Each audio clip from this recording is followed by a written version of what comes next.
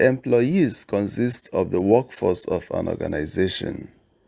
They are people who are hired or employed by an organization to render various services that are geared towards accomplishing its corporate goals. The largest percentage of the productive activities of an organization is traditionally performed by its employees. This is the reason employees are called the workforce, labor force, workers, or personnel in an organization. Employees usually bridge the gap between the management of an organization and its customers because they have direct contact, interactions, and relationships with the customers. This is one of the reasons employees are very powerful in an organization, and it is very imperative that every employer, entrepreneur, or business owner comes to terms with this fact, because it is in their interest not to underrate the roles of their employees in achieving the corporate goals of their organizations. Do you know that employees are so powerful in an organization that they can wreck a business if they are not properly managed? This is the reason you should never take them for granted as an entrepreneur. As a matter of fact, they are one of the key factors in determining the future of every business. One of the most difficult aspects of managing a business is managing people, and the key sets of people that are managed by entrepreneurs are employees and customers.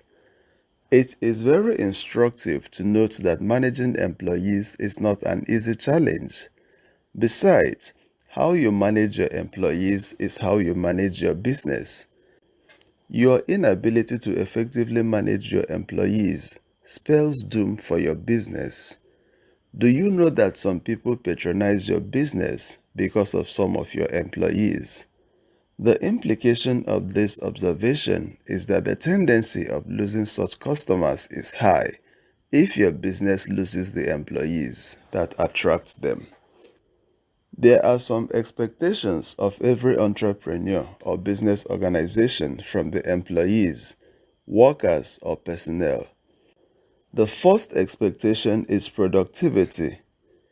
The primary reason people are absorbed or hired as employees by organizations is that they are expected to accomplish specific timely goals that will facilitate the accomplishment of the corporate goals of the employer.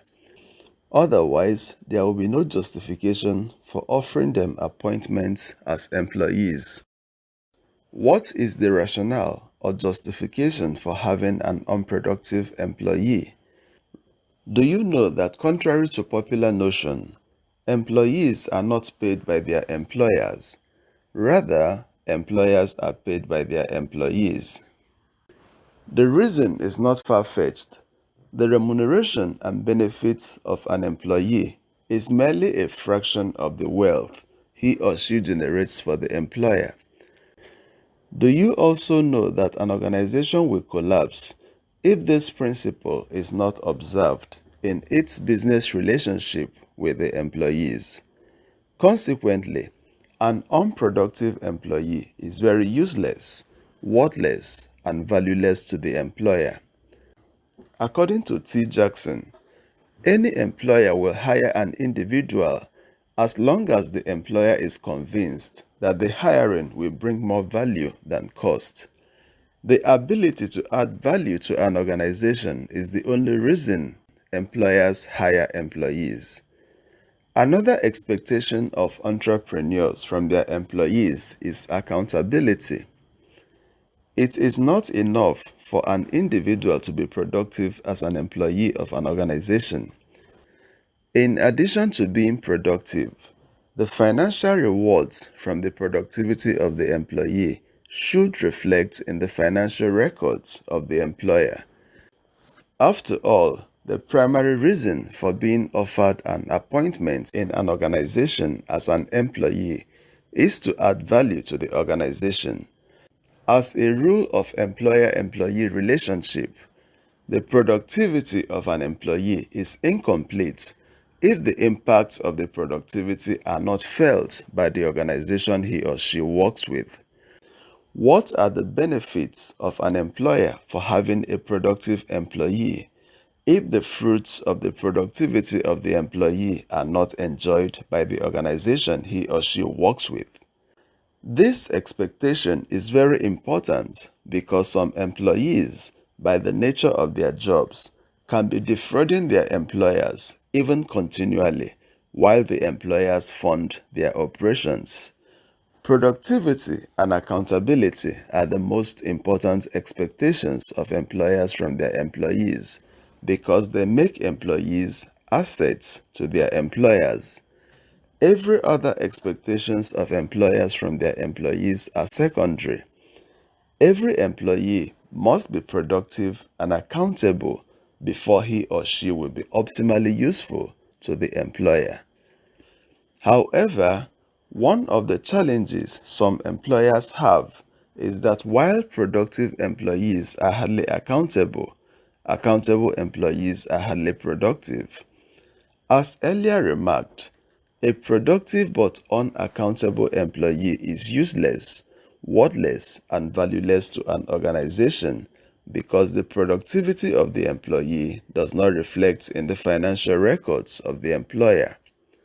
On the other hand, an accountable employee who is unproductive is also useless, worthless, and valueless to the employer because he or she does not add any value to the employer, as there is nothing for him or her to account for. However, since there is a natural tendency in man to be selfish, self-centered, and egoistic, and this may reflect in the behaviors of some productive employees at their places of work, employers should endeavor to install systems and structures in their organizations that will ensure that their employees are reasonably accountable to them, even when they do not want to be so. I hope you enjoyed watching this video. If you did, you should click the link below to subscribe to this YouTube channel if you like watching educative and inspirational videos. You should also turn on the notification bell so that you will be informed whenever a new video is published in this YouTube channel. I hope to meet you again in the next video. Thanks for watching.